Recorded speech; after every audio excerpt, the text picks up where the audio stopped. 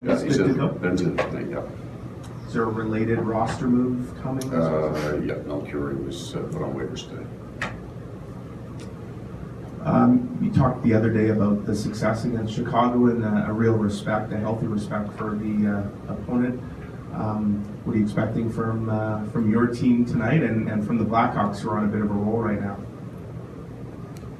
Well, they're going to play their very best game against us for the year. So we need a team that's won 3 Stanley Cups, and they're pretty comfortable knowing they're making the playoffs.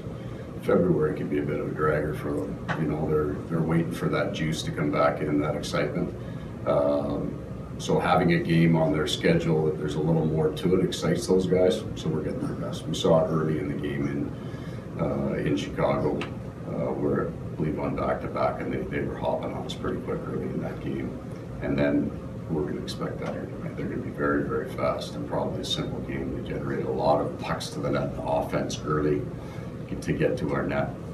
We will skate as fast as we can tonight, pretty much guarantee that. We will come out here as quick as we can and play as simple as we can. We think we match up reasonably well in a lot of areas, but it's almost the speed of the game for us, which is the critical piece. If you're off these guys, or if you're doing any part of your game is slow, they'll just find the holes. They'll make the plays, the seam plays they make.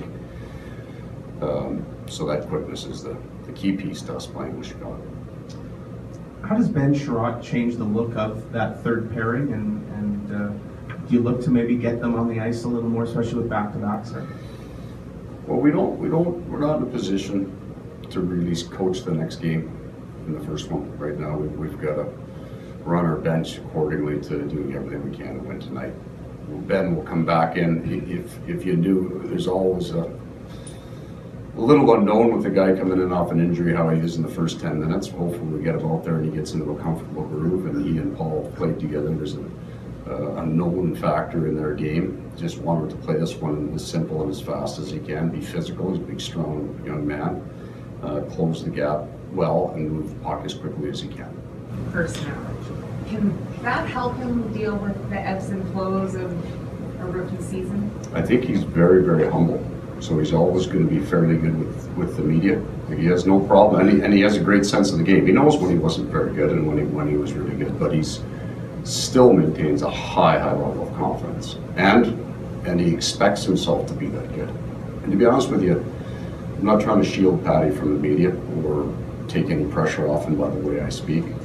At Jeff Skinner the year he won the Calder, I don't know if 15 is the right number, but right around this year he won a stretch of hockey where he didn't get near the puck.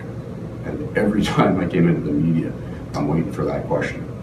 Well, what's wrong with Jeff? And I never got asked it. I remember thinking it is so much easier to develop a young player in a quiet place than it is in Canada.